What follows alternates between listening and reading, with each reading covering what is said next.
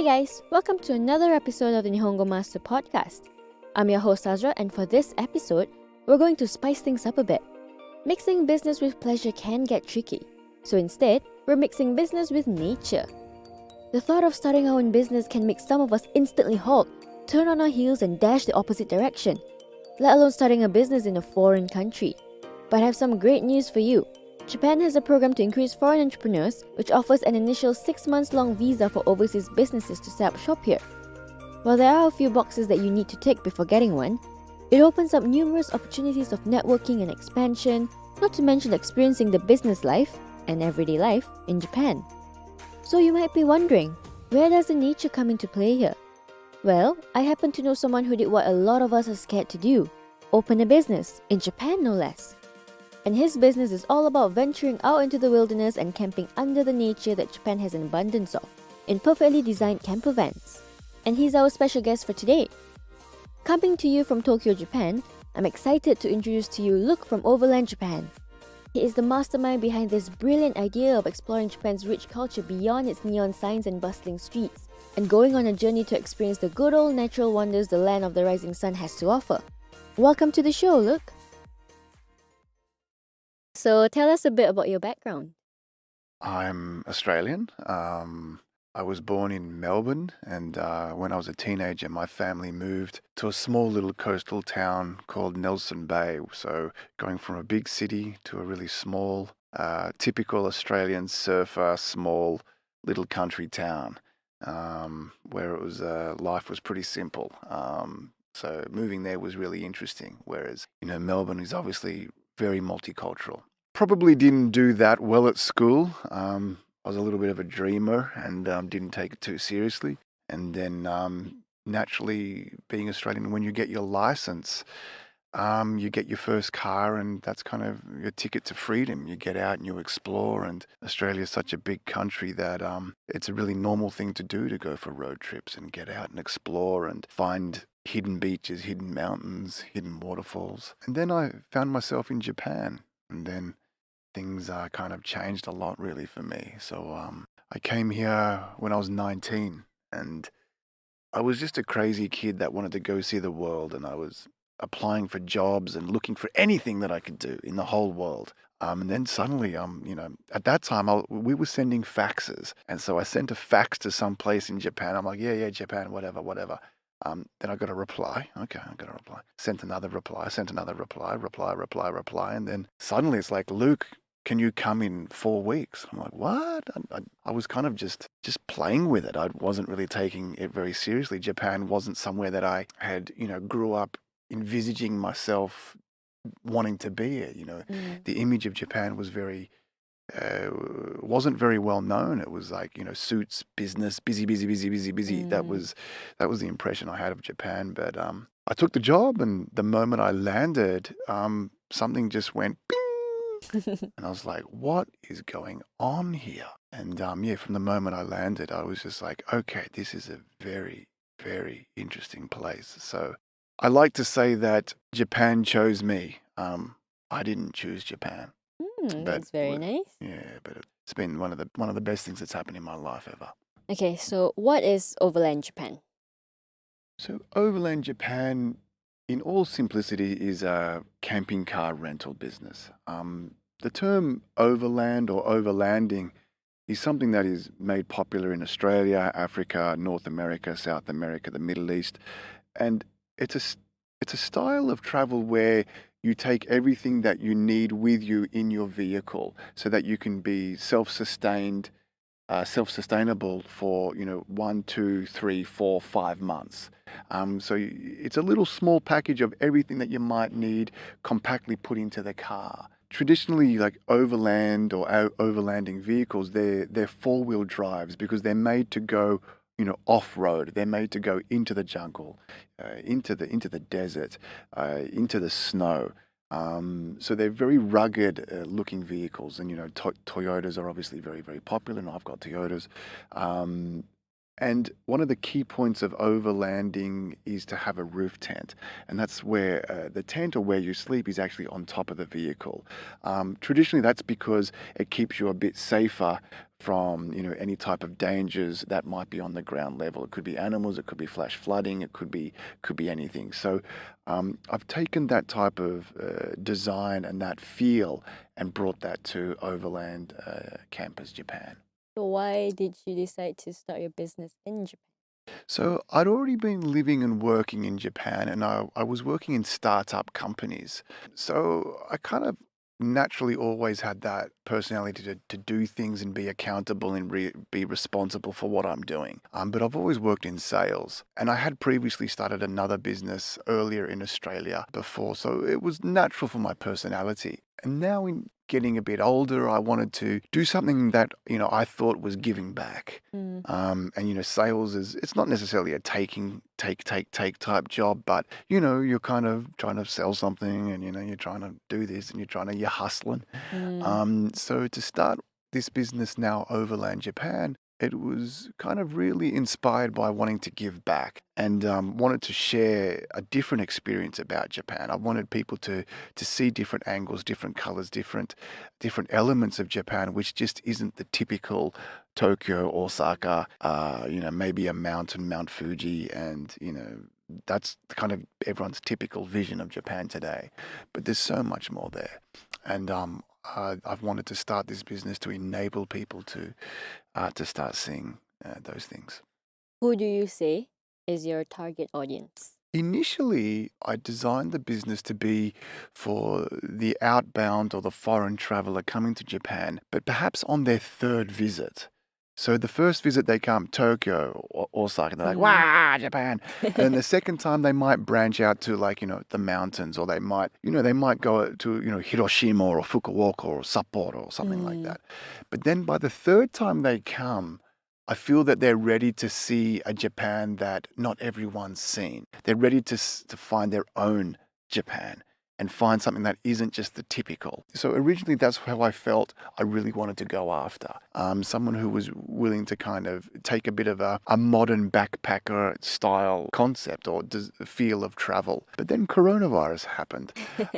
So had to pivot the business very quickly and went for the local Japanese market and also kind of the foreign, expat or foreign people that happen to live in Japan or in Tokyo. And that's been really positive so far. So what is your vision? I want to introduce the concept of overland and what that type of travel is. And it very much has an image attached to it and a way of life attached to it. It's almost like a gypsy style, take what you need and leave no trace style method of travel. So my goal is to build awareness around this type of travel, get people to feel that type of experience through rent-a-cars and give them itineraries and give them plans, give them ideas and show them, that it's not hard to go find and explore Japan on your own way.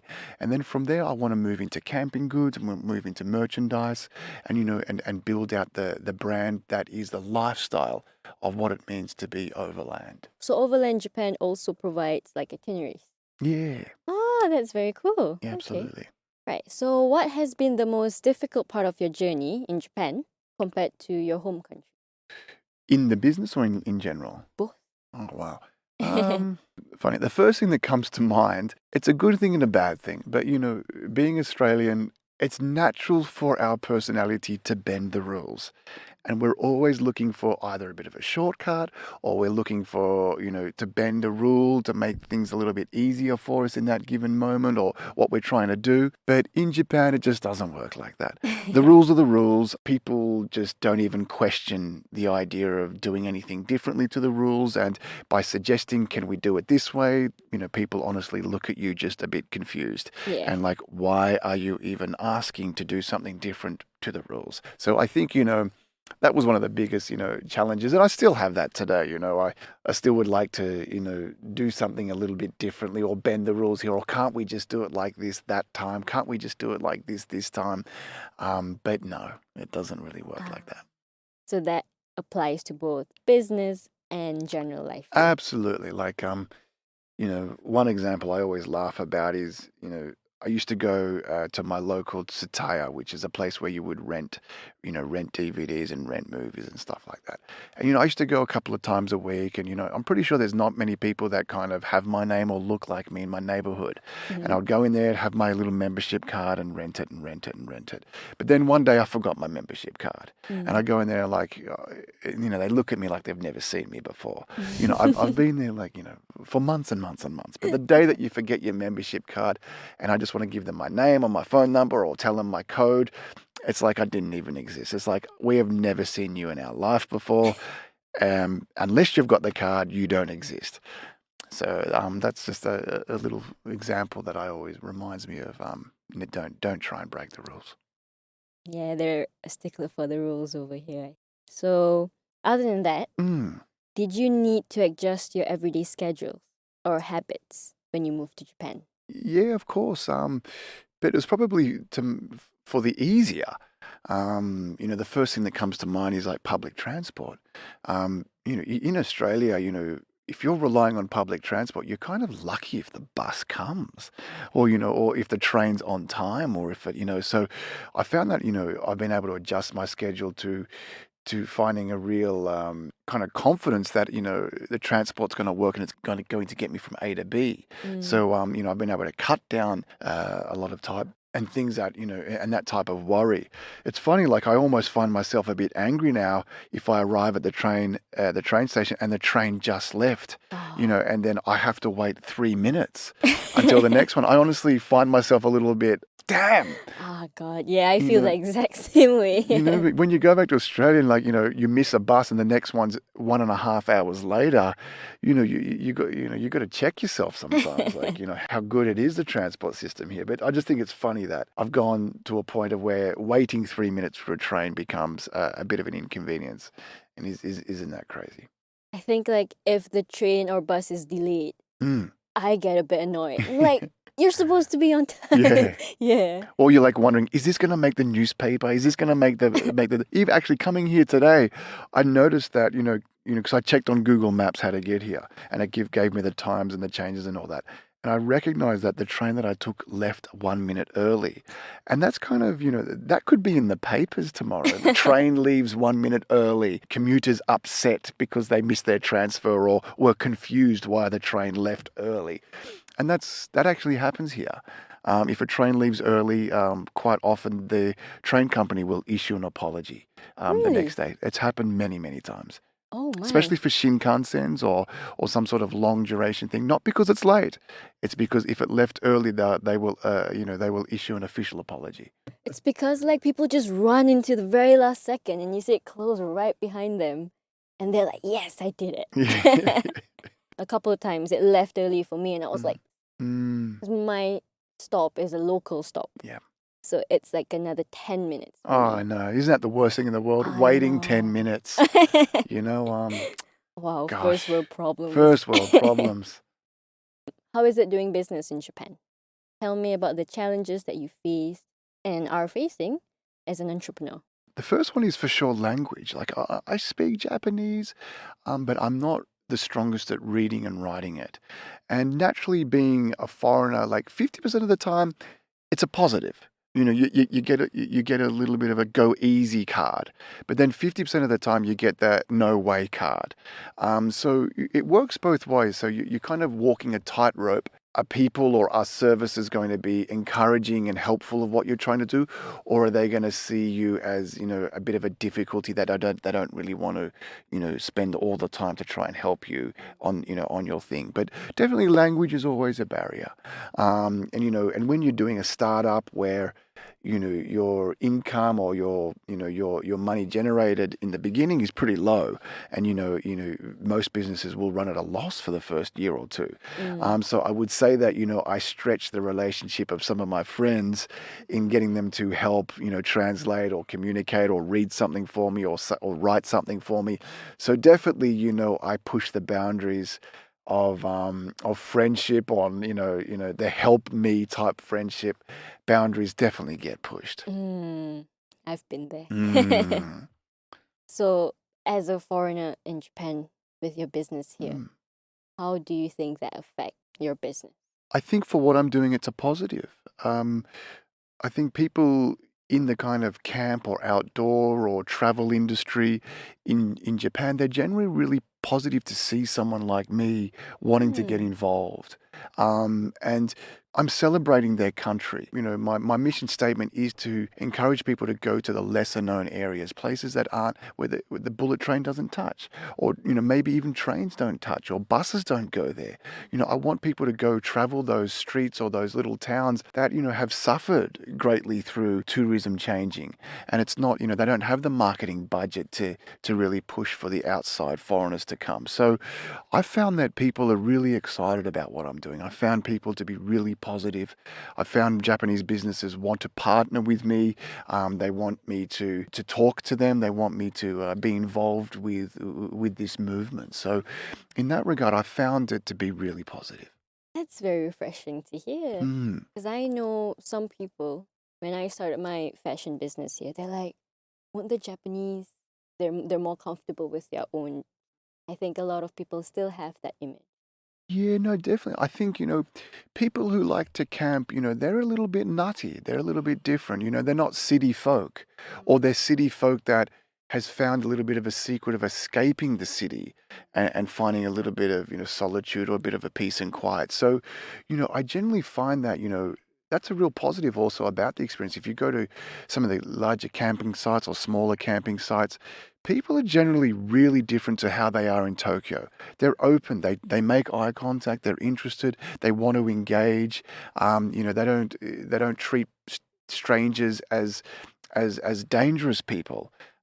Because there's a common interest there. So I find that there's a really strong community when it comes to the outdoors, some sort of physical activity, climbing mountains, surfing, swimming, camping. There's a really nice communal type feel to those people that are interested in that here in Japan. Oh, very nice. So when you go camping, Hmm.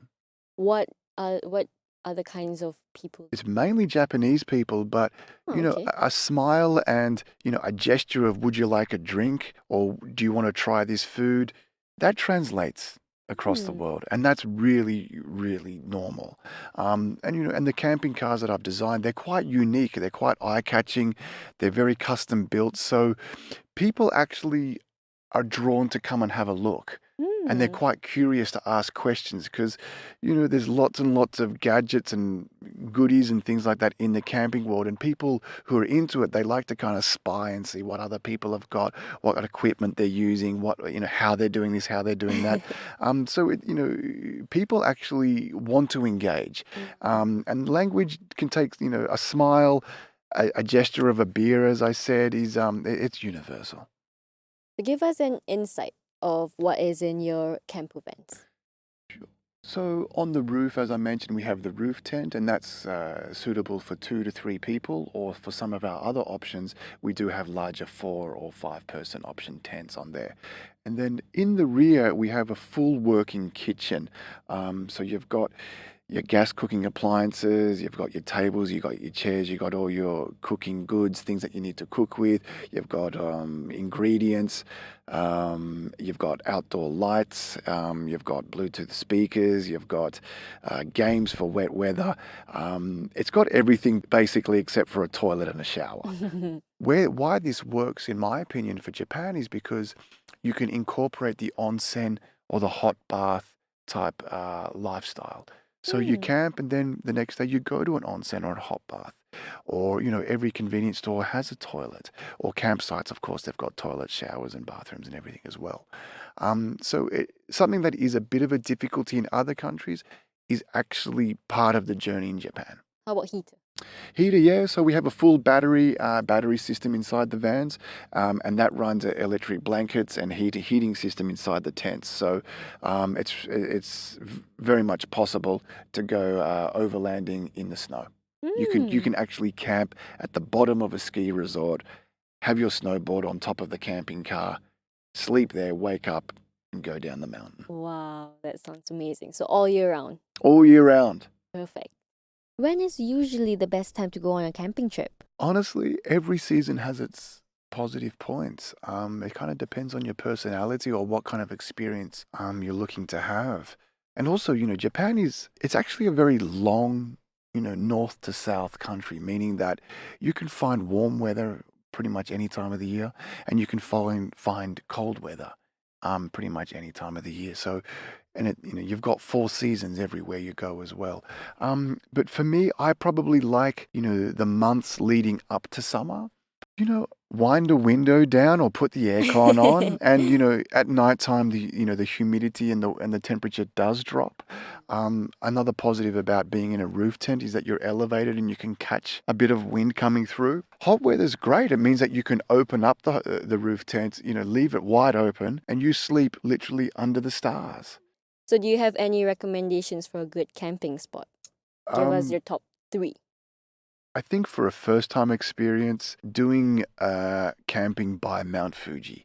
There's numerous camp spots all around Mount Fuji where you can wake up in the morning and you get a bird's eye sunrise view of Mount Fuji, or also in the evening you get a really nice sunset. And Japan being Japan is they celebrate every angle of Mount Fuji.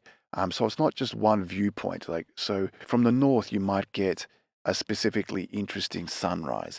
From the south, you might get a specifically interesting afternoon, and same goes for east or west. And they very much celebrate all the different moods of Mount Fuji depending on the location. And also in those areas, there's a lot of farming area. There's a lot of natural produce, and there's a lot of activities to do. From anything from kayaking to stand-up paddleboarding, all the way to, of course, you could climb Mount Fuji, to going to farms and collecting fruit, or there's a lot of activities to do in that area. So I think that's definitely really good for a first time camping experience. My second one would be maybe doing the Izu Peninsula, where you go around the whole coastline of Izu. On the east side, it's a little more coastline where there's more beaches and it's quite high cliffs. And there's a lot of onsens going down that way. And then you get to the southern tip, which is like howling winds and beautiful sunsets into the distance. And then you go along the west side, which is more rugged coastline and Mount Fuji views all the way. And then even down the middle of Izu, there's waterfalls and really good hiking. So I feel that Izu is also a really, really good option. And then number 3, I actually like Gifu into Toyama, which is like more of a valley, mountainous type area. You get a really beautiful view of the Japanese Alps, with snow along them, but then you also have the coastline on the other side, and then there's places like Kurobe Dam, or all of the valleys in between Gifu, Toyama, and back to Tokyo. There's some beautiful driving in that area. What is your advice for people who want to start a business in Japan? Be prepared to fail. Make sure you're passionate about it. Don't be afraid to ask for help. Be prepared to pay for the right help. It's pretty hard to say, I can do everything, or I can do this, I can do that in Japan. There's just some things that you're just better off getting someone else to kind of help you with that, or pay someone else to help you with that. In a native speaking country, or your home country, you might feel confident to try and take on all aspects of doing it. But don't be afraid to ask for help. And similar to what I said earlier, there will be people that will want to help. There'll be people that want to see your success. I've always had a feeling in Japan that people genuinely want the best for me and want me to succeed. I get a sense that they feel that they would be failing if I was to fail in their country. Oh, that's very nice. So we're going to move on to a lighter tone. Yep. What are some of the few Japanese words and phrases that you found interesting? Related to what I'm doing, there's a word called Michi no Eki, which translates to street station. And it's basically a roadhouse or a road station, somewhere where you take a break. They've usually got a convenience store, some toilet showers. You can even camp in these places. But I just like the literal translation of Michi no Eki, which is the station of the road. Masugu is a word that just means direct, straight ahead, go forward. And I actually don't understand why that word means that. But I've always just thought that's a really interesting word, because there's no real perfect, translation for it in English. It's just masugu, and it can be used in many different forms. I use that in direction, in only direction. Yeah. Like the taxi driver, I'll just "Masugu." Yeah, and I think it is very directional based. Right, okay. And another one would be te no mai, which means just before or just before something. And I think the translation is te is obviously hand, and then no it belongs to mai. So it's just before your hand. It kind of means right in front of you or right in front of your eyes. So it's just in front of your hand. Te no mai just means right in front of you. Very literal. Yeah, very literal, which I kind of I get a giggle out of that. If we're trying to explain something in English, it's like you can do it in all sorts of complicated ways. Then you ask a Japanese person, oh, how do you say that? And it's the simplest form. Yeah. It's the most direct. Absolutely. It's kind of mathematical and it's logical. Like the example that I use is, and you don't realize it until you come to Japan and then someone wants to try and, practice or learn a little bit of English with you. And they ask questions about your language that you realize how confusing English must be. And the example I would use is the months: January, February, March, April, May, June, July, August, etc., etc., etc. I've just always known that. Like that's January's January, February's February, March is March. And they ask you, why January, January? Why March, March? Why June, June? I'm like, I don't know, that's just what it is. Yeah. And then, and that's coming from a place because, their explanation of months is ichi, which is, number one, and then gatsu, which is month. So January's ichi gatsu, February's ni gatsu, March is san gatsu. So it's first month, second month, third month, totally logical. And then when they come and ask me, why is March, what is the correlation or the relationship between October and March? And I'm like, I've got no idea. They have like the months that are simple and then the days. I can never get the days. I know, they get right. it. But it's still easier than what we do, like, the teens and 19, 20, 21st, 22nd, 23rd, 24th. Like none of that makes any sense. So Fair enough. they do have a few. I agree. They do have a few tricky things when it comes to the numbers in that way. If you want to say like the 20th for that month, there's a whole new Yeah. other word for it. Yep, that's true. Yeah. Just remember that if we say like something's like watery, theirs is like mizuppoi. And it's like, it's funny to me when I first heard it because poi is like, looks like. Yeah, the language is cool. How has those little fragments at the end that kind of finish things off, like the poi, for example. It can be, they can attach that little seems like or appears to be kind of poi at the end of little things, and it kind of changes things away. And that's something that we don't really have in English as well. But Japan's probably only had really 2 or 3 major influences in its language, and it was obviously isolated in it for a very long time, and it kind of cultivated its language and really developed its own soul that way. So it's a lot less polluted. To sometimes explain why something is in English, I get the sense that there's a lot of times that actually isn't an explanation unless you're a deep historian, and you just have to go, it's just like that. Just accept it. Whereas, for the Japanese, that might be quite confusing. They would ask me, why do you use this form instead of that grammar form? Like, I don't know, man. Like, it makes you feel stupid, right? Like, I think like as a native, it's even worse because we learn it like by ear. Yeah. We go every day just by listening. And then when they ask, why do people say it like that? I'm like, it sounds more poetic, I guess. Why is it poetic? I don't know. It's mad. Yeah. It's a real gift to start learning another language and being able to think in another language. It really is a unique trait and thing to have. To articulate something in a different language where the construction and the meaning of what you're saying is very, very different, but you're getting the same point across. I never dreamt that I would be bilingual, to be honest. When I was a kid, I thought, why bother? Why would I ever need to speak anything but English? But yeah, it's been a really great thing to have happened. How did you start learning Japanese? I wasn't afraid to make mistakes. I was prepared to sound stupid.